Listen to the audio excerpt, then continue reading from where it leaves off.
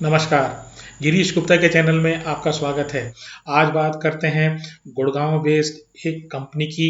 ये कंपनी एक auto ancillary company है, बड़ी शानदार कंपनी है और ये अपने आप को पोजीशन कर रही है टेक्नोलॉजी पार्टनर के रूप में। किसके टेक्नोलॉजी पार्टनर के रूप में? जिनको ये माल सप्लाई करती है, यानी कि गाड़ी बनाने वाले OEMs के लिए ये एक टेक्नोलॉजी पार्टनर का काम कर रही है। कंपनी का नाम है ऊनो मिंडा और आप में से काफ़ी सारे जो दर्शक हैं वो इस कंपनी से परिचित होंगे। तो आज के वीडियो में हम बताएंगे कि आखिर क्या इस कंपनी में ऐसी खास बात है जिससे ये लगातार कम साल दर साल शानदार परफॉर्म करती रही है। हमेशा की तरह शुरुआत करते हैं पहले कंपनी के इतिहास से। देखिए, कंपनी का इतिहास बहुत ही पुराना है। इसकी जो स्थापना हुई ये ट्रेडिंग शॉप के रूप में, मतलब ये जो कंपनी ओरिजिनली थी, कंपनी के फॉर्म में तो थी नहीं, तो एक दुकान के रूप में इसकी शुरुआत हुई 1958 में। और ये जो है, जो स्मॉल ऑटो पार्ट्स की जो दुकानें होती हैं उस तरीके से इसने शुरुआत की। इसके बाद इन्होंने फर्स्ट मैन्युफैक्चरिंग जो की वो रॉयल एनफील्ड के लिए की, जिसकी गाड़ी जो है बुलेट आती है, उसके लिए इन्होंने अमीटर बनाए और वहाँ से जो इन्होंने मैन्युफैक्चरिंग शुरुआत की। तो आज ये इंडिया की मोस्ट डाइवर्सिफाइड ऑटो एंसिलरी या कहें ऑटो टेक्नोलॉजी कंपनी है। ये 1992 में मिंडा इंडस्ट्रीज का इनकॉर्पोरेशन हुआ, यानी कंपनी के फॉर्म में मिंडा इंडस्ट्रीज का जन्म हुआ। 1996 में इनका IPO आया और स्टॉक एक्सचेंजेस में लिस्टिंग हुई। 2022 में इस कंपनी का नाम बदलकर मिंडा इंडस्ट्रीज से ऊनो मिंडा कर दिया गया। और ये ऊनो का मतलब है नंबर 1। इनका विजन ये है कि जिस भी क्षेत्र में हम काम करें वहाँ हम नंबर 1 हो। और वाकई में इन्होंने अपनी स्ट्रेटेजी के थ्रू, अपने बिजनेस डाइवर्सिफिकेशन के थ्रू, अपने ऑर्गेनिक और इनऑर्गेनिक एक्सपेंशन के थ्रू इन्होंने जो काम किया है उससे ये कंपनी आज one of the most prestigious company, auto ancillary या ऑटो टेक्नोलॉजी वाली कंपनी के रूप में स्थापित भारत में हो गई है और विदेशों में भी इनका एग्जिस्टेंस है। अब बात करते हैं इस कंपनी के बिजनेस के बारे में।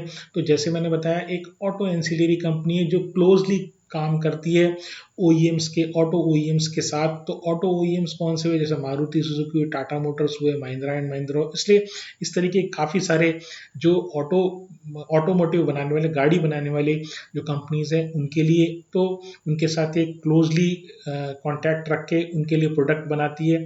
दूसरी बात ये कि कोई ये नहीं है कि पैसेंजर व्हीकल में ही है ये या कार्स में ही है। तो ये जो है ये कमर्शियल व्हीकल, ट्रक्स, बसेस वाले सेगमेंट में भी है। इसके अलावा ये ऑफ रोड व्हीकल्स वाले सेगमेंट में भी है। टू व्हीलर्स में तो है ही, इसके अलावा ये EV में भी है।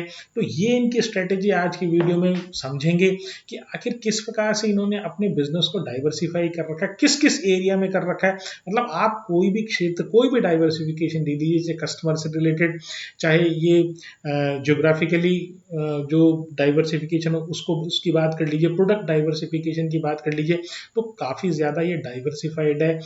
डाइवर्सिफिकेशन से फ़ायदा ये होता है कि अगर बिजनेस में एक सेगमेंट में डाउन टर्न आता है तो दूसरा जो सेगमेंट है ना वो तो चलेगा ही चलेगा। तो अब बात करते हैं इनके बिजनेस सेगमेंट्स की। तो देखिए, बिजनेस सेगमेंट्स में भी इन्होंने प्रोडक्ट वाइज अपने आप को डाइवर्सिफाई कर रखा है, एक किसी प्रोडक्ट के ऊपर डिपेंडेंट नहीं है। तो जो पहला इनका जो प्रोडक्ट है जहाँ से इनका रेवेन्यू 23% आता है वो स्विचेस से आता है। स्विचेस क्या होते हैं? कोई भी चीज़ को, कोई भी करंट को ऑन या ऑफ करने के लिए जो सर्किट में जो सर्किट ब्रेकर होता है उसको स्विच बोलते हैं। सर्किट ब्रेकर भी होता है, सर्किट मेकर भी होता है। ऑन करेंगे तो सर्किट चालू हो जाएगा, ऑफ करेंगे तो सर्किट बंद हो जाएगा। वाइपर का स्विच देख लीजिए, गाड़ी के जो फाटक होते हैं उनके स्विच देख लीजिए, या कोई एंटरटेनमेंट के लिए अंदर जो स्विच होते हैं उसके लिए इग्निशन का स्विच अलग है। तो आजकल तो गाड़ी में जितने भी पार्ट्स हैं वो इलेक्ट्रॉनिक पार्ट्स हैं और इसके हिसाब से जो स्विचेस जो है ना वो भी मल्टीफोल्ड हो गए हैं पुरानी गाड़ी के कंपैरिजन में। तो 23% इनका जो रेवेन्यू आता है वो स्विचेस के थ्रू आता है। दूसरा इनका जो सेगमेंट है वो है लाइटिंग से रिलेटेड। लाइट्स जो है वो बनाते हैं, हेडलाइट, टेल लाइट्स, ये सब बनाते हैं ये, और वहाँ से इनका जो रेवेन्यू है ये 21% आता है। तीसरा जो इनका सेगमेंट है वो है कास्टिंग से रिलेटेड, वहाँ से इनका रेवेन्यू 20% आता है। अब कास्टिंग में क्या करते हैं? कास्टिंग में ये अलॉय व्हील बनाते हैं। अब ये जो अलॉय व्हील होते हैं ये हल्के होते हैं। आजकल की जो गाड़ियाँ होती हैं उनको जल्दी एक्सेलरेशन, जल्दी कंट्रोल, बेटर कंट्रोल चाहिए, तो उसके लिए जो अलॉय व्हील होते हैं वो वहाँ पर काम आते बताते हैं। एक व्हील्स इंडिया के ऊपर हमने एक वीडियो बना रखा है, आप चाहें तो वहाँ पर जाके आप उस वीडियो को देख सकते हैं, जहाँ मैंने डिफरेंट तरीके की जो व्हील्स जो होते हैं ना वो उसको डिस्कस किया है। नेक्स्ट जो आइटम है वो है सीटिंग से रिलेटेड। सीटिंग से इनका जो रेवेन्यू है 7% आता है। अब ये कंप्लीट सीट नहीं बनाते हैं, ये रिक्लाइनर मैकेनिज्म बनाते हैं सीट्स के लिए।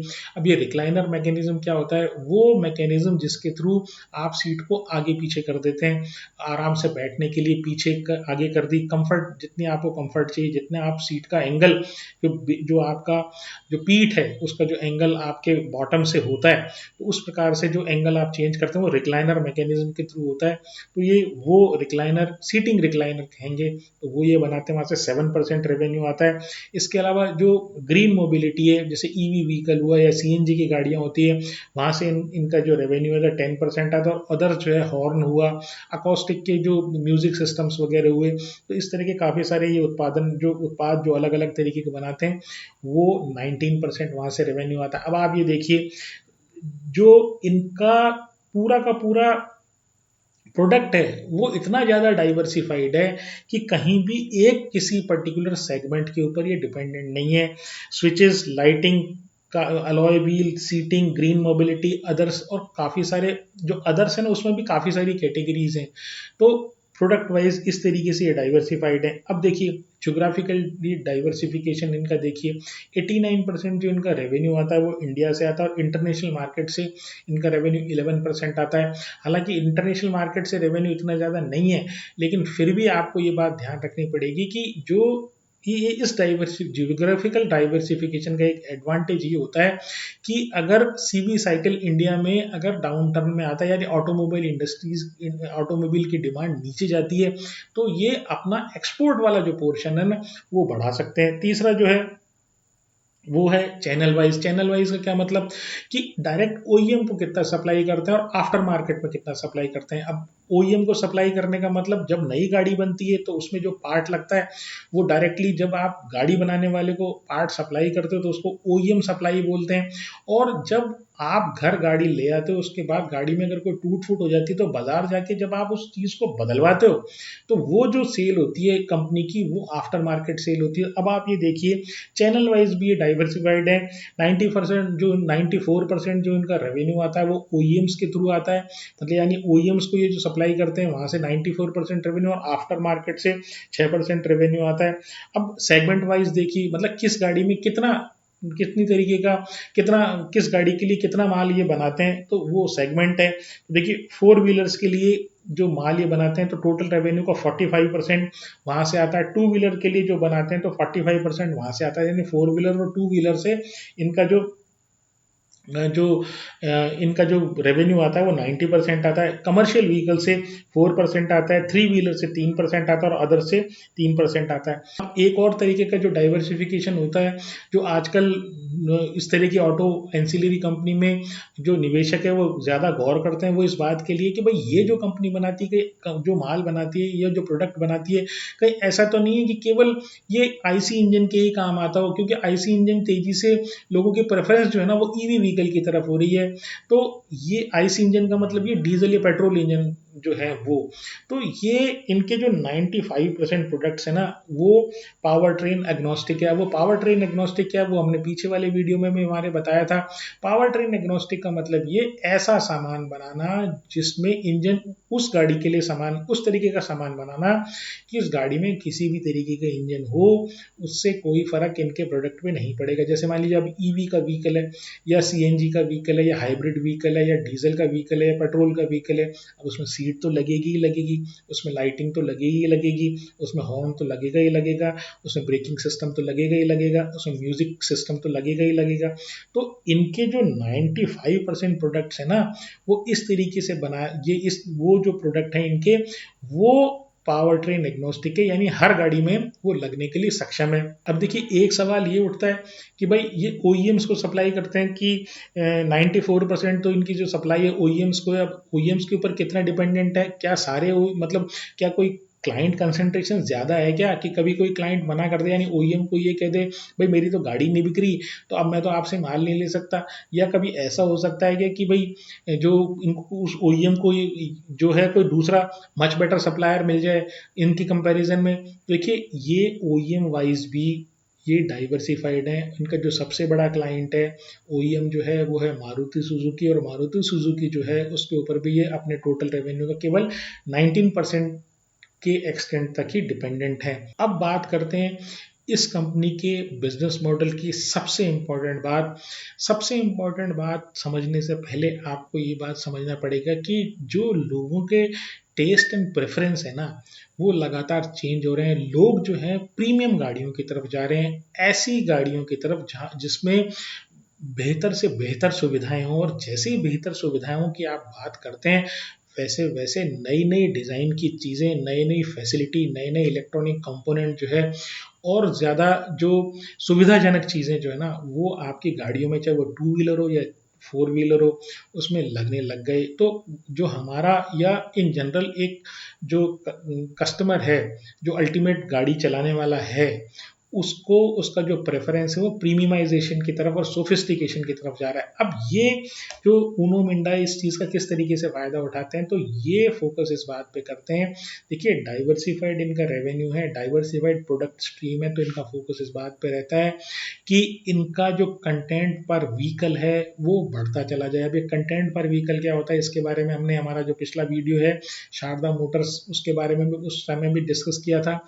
एक बार फिर डिस्कस करते हैं कि क्या है कि जो कोई भी कंपनी यानी इस तरह की ऑटो एंसिलरी कंपनी जो है जब माल बनाती है तो वो एक पर्टिकुलर टाइप की गाड़ी के लिए बनाती है। भाई जैसे एग्जांपल के लिए मारुति सुजुकी ने कार डिज़ाइन की, अब कार डिज़ाइन करने के बाद वो अपना जो सप्लायर है उसको ये बोलेगी, जैसे ऊनो मिंडा है उसको ये बोले कि यार इस गाड़ी में ये कंपोनेंट है, अब मैं इसमें ऐसे ऐसे फीचर देना चाहता हूँ, तुम क्या क्या सप्लाई कर सकते हो।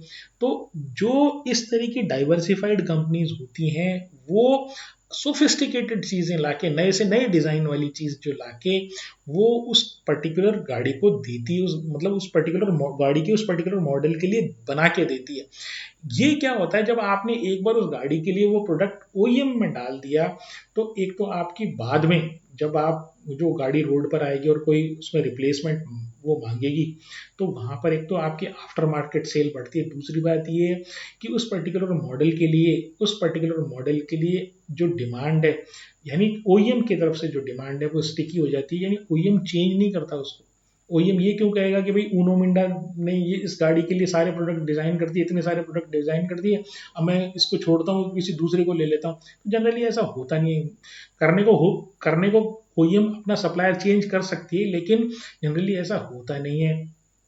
तो क्या है कि ऊनो मिंडा की एक डेलिब्रेट स्ट्रेटेजी है, वो स्ट्रेटेजी ये है कि मैं ज़्यादा से ज़्यादा जब भी मेरे को कोई मॉडल का ऑफर मिले, यानी कोई कार्स ओईएम्स जो है वो ये कहे कि भाई मुझे इस कार के लिए माल चाहिए, तो मैं ज़्यादा से ज़्यादा कंपोनेंट जो है ना वो इसको बना के दे दूँ।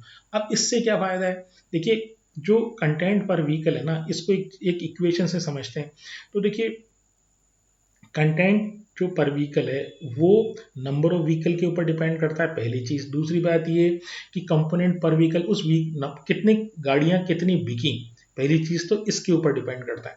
दूसरी चीज़ उस गाड़ी में कंपोनेंट कितने, तो आजकल की गाड़ियों में हर चीज़ इलेक्ट्रॉनिक हो गई, छोटी छोटी फंक्शनलिटी जो ऑटोमेटिक हो गई, तो नंबर ऑफ कंपोनेंट्स बढ़ गए। तीसरी चीज़ जो इनके लिए खास बात है वो ये है कि ऊनो मिंडा उन कंपोनेंट्स में से कितने कंपोनेंट प्रोवाइड कर सकता है। तो ये जो तीन चीज़ हुई, ये टोटल कंटेंट पर व्हीकल, टोटल गाड़ियों की जो सेल होती है, टोटल ओवरऑल जो गाड़ियों की सेल होती है उसमें से ये डिसाइड करता है कि ऊनो मिंडा जो उस ऑटो एंसिलरी या ऑटो टेक्नोलॉजी कंपनी है वो कितना शेयर जो है वो अपना ले सकती है। अब देखिए ये कंटेंट पर व्हीकल का किस प्रकार से ऊनो मिंडा जो है वो एडवांटेज लेती है। पहली चीज़ तो ये है कि मान लीजिए कि ऑटोमोबाइल जो इंडस्ट्री उसमें थोड़ी मंदी आई, तो नंबर ऑफ व्हीकल्स बनना तो कम होंगे, लेकिन जो कंपोनेंट है, अगर जितनी भी गाड़ियां बनेगी उसमें जो कंपोनेंट है वो तो सेम रहेंगे। दूसरी बात ये जब कंटेंट पर व्हीकल ऊनो मिंडा का ज्यादा है तो इनका जो जो इनका जो जो रेवेन्यू है ना, वो एक तरीके से एक एक्सटेंट तक प्रोटेक्टेड रहता है। दूसरी चीज़ जो है वो है कंपोनेंट्स पर व्हीकल। जैसे जैसे गाड़ियों के प्रीमियमाइजेशन की तरफ गाड़ियां जाती हैं, मतलब जैसे जैसे प्रीमियम गाड़ियां बनती हैं या ज़्यादा फैसिलिटीज़ गाड़ियों में आती हैं, वैसे वैसे नंबर ऑफ कंपोनेंट्स बढ़ते हैं। नंबर ऑफ कंपोनेंट्स बढ़ेंगे तो इन उनो मिंडा का जो जो है वो कंपोनेंट बढ़ेगा। तीसरी चीज़ ये, अगर बेटर डिज़ाइन करती है उनो मिंडा, तो वहाँ पर क्या होता है, उनो मिंडा का कंटेंट पर व्हीकल वो बढ़ता है और उनका मार्जिन बढ़ता है। और ये इस कंपनी के बिजनेस मॉडल की खास बात है कि आपको प्रीमियम गाड़ियों में आप जब नंबर ऑफ पार्ट्स ज़्यादा लगाते हैं, लेटेस्ट टेक्नोलॉजी के पार्ट्स ज़्यादा लगाते हैं, तो चाहे इंडस्ट्री में थोड़ी मंदी आए, लेकिन वहाँ से भी आप to a certain extent insulated रहते हैं। अब देखिए, एक और ख़ास बात इस कंपनी की बताता हूँ। वो मोस्ट इंटरेस्टिंग, इस पूरे वीडियो की मोस्ट इंटरेस्टिंग बात है। वो बात ये है कि जनरली होता क्या है कि जो कंपनीज़ हैं वो अपने आप को डाइवर्सिफ़ाई करती हैं, अपने आप को अपनी कैपेसिटी एक्सपेंशन करती है, नए-नए इनऑर्गेनिक और ऑर्गेनिक एक्सपेंशन करती है। ऑर्गेनिक एक्सपेंशन का मतलब ये खुद की कैपेसिटी बढ़ाती है, और इनऑर्गेनिक का मतलब कोई कंपनी को एक्वायर करती है। तो ये क्या है, ये अभी तक सीटिंग में नहीं थे, ये सीट रिक्लाइनर में थे। मतलब वो जो मैकेनिज्म था ना जिसके थ्रू आप सीट को आगे पीछे कर लेते हैं, उस मैकेनिज्म में थे। लेकिन फुल सीट जो होती है ना, नीचे का बेस और ऊपर का बेस और फोम और ये जो कवर, ये सब, तो ये पूरी सीट बना के नहीं देते थे। तो अब ये सीटिंग वाले बिजनेस में आ रहे हैं। और महाराष्ट्र में ये कार की जो पैसेंजर व्हीकल है, जो फोर व्हीलर कार्स जो होती हैं, वो वहाँ पर ये अपनी एक फैसिलिटी लगा रहे हैं 320 करोड़ की। अब देखिए वो फैसिलिटी कब चालू होगी, वो फैसिलिटी चालू होगी Q4 FY 28 में, यानी कि ये मार्च 28 में जाके वो फैसिलिटी जो है वो स्टार्ट होगी। लेकिन सबसे मज़ेदारी वाली बात ये कि इस कंपनी को सीटिंग के लिए ऑर्डर अभी से मिलने लग गए हैं। एक और ऑर्डर इन्होंने सिक्योर भी कर ली। क्या बात दर्शाता है ये कंपनी का? ये बात ये चीज़ ये दर्शाती है कि भाई इनका क्वालिटी, इनका माल इतनी बढ़िया है, जो ओईएम है उसको इतना ज़बरदस्त इनकी कैपेसिटी के ऊपर, कैपेबिलिटी के ऊपर विश्वास है कि उसने साल डेढ़ साल पहले ही आपको ऑर्डर दे दिया। फैसिलिटी अभी चालू भी नहीं हुई, फैसिलिटी तो चालू होगी मार्च 2028 में। सबसे बढ़िया बात इस कंपनी की, मतलब आपका जो कस्टमर है वो आपसे किस एक्सटेंट तक सेटिस्फाइड है, वो ये चीज़ दिखाती है कि ऑलरेडी इनको ऑर्डर मिलने लग गए हैं उस सीटिंग के लिए। तो पहले से जब आप संतुष्ट होंगे, ओईएम्स पहले से संतुष्ट होगा, तभी तो एडवांस में ऑर्डर मिलेगा। वरना उस फैसिलिटी को पहले देखती है, फिर जज करती है, उसको टेस्टिंग करती है, सर्टिफाई करती है, भाई मेरे मॉडल में फिट होगी कि नहीं होगी। लेकिन उस ओईएम को ये विश्वास है कि हाँ, ये मेरे क्वालिटी की जो है, अच्छी क्वालिटी की चीज़ मुझे बना के देगी। अब स्ट्रेंथ की बात करें तो देखिए, बहुत ही, ये पूरे वीडियो में मैंने आपको बताया कि भाई 1958 से ये कंपनी ऑलरेडी इस बिजनेस में पहले ट्रेडिंग में थी। अब धीरे धीरे इन्होंने ऑर्गेनिक और इनऑर्गेनिक और मैन्युफैक्चरिंग करके अपने आप को बड़ा एक अच्छी auto ancillary auto technology company के रूप में एस्टेब्लिश कर लिया है। एक्सपीरियंस इनके प्रमोटर हैं, वेल डाइवर्सिफाइड है। डाइवर्सिफिकेशन इस कंपनी का सबसे इंपॉर्टेंट एस्पेक्ट है, और डाइवर्सिफिकेशन के थ्रू ये जो बिजनेस डाउन टर्न है, टू द सर्टेन एक्सटेंट ये अपने आप को प्रोटेक्ट रखने में सक्षम होते हैं। फिर बहुत ही स्ट्रॉन्ग ओईएम रिलेशनशिप है, वो तो आपने देख ही लिया। सीटिंग के लिए एडवांस में इनको ऑर्डर मिल रहा है, फैक्ट्री तो अभी चालू भी नहीं हुई है। और स्ट्रॉन्ग R&D है। R&D के भरोसे इन्होंने अब तक 400 से ज़्यादा पेटेंट जो है ना वो खड़े कर लिए हैं। इस कंपनी की वीकनेस की बात करूं तो बहुत ज़्यादा कोई वीकनेस इस कंपनी की मुझे दिखाई नहीं देती। लेकिन एक जो वीकनेस है वो रिलेटेड है ऑटोमोबाइल इंडस्ट्री की जो साइक्लिक नेचर है उससे रिलेटेड। और जैसे कोरोना में हुआ, कोरोना में क्या हुआ, सब कुछ काम ही ठप हो गया। तो उस तरह की जो बिजनेस में प्रॉब्लम्स आती हैं, जो सबके लिए जो है कॉमन होती है, चाहे वो उस टाइम तो सिर्फ फार्मा चला था और तो कुछ चला ही नहीं। तो इस तरह की जो प्रॉब्लम्स आती हैं तो वो इस कंपनी को परेशान करती है। वरना कंपनी के जो प्रमोटर हैं बड़े होशियार हैं, उन्होंने अपने जो बिजनेस है उसको कई तरीके से जो है डाइवर्सिफाई करके और अपने बिजनेस के डाउन टर्न से ये कोशिश ये करते हैं कि भाई बिजनेस डाउन टर्न से इंसुलेट रहे बिजनेस। मार्केट कैप की बात करूं तो ये 71 1000 करोड़ का इनका मार्केट कैप है। आरओई काफ़ी ठीक है, 19% का आरओई है। डेट टू इक्विटी जो है वो हर 100 रुपये की इक्विटी पर 40 रुपये का कर्जा है। मैनेजेबल है इस तरह की कंपनी के लिए जिसको एडवांस में जो है ओईएम्स ऑर्डर दे देते हैं। पी जो है वो 58 है। 3 साल की सेल 20% बढ़ी है, बड़ी इंप्रेसिव है। 3 साल का जो प्रॉफिट है 25% से बढ़ा है, वो भी काफ़ी अच्छा इंप्रेसिव है। प्रमोटर के पास 68% है।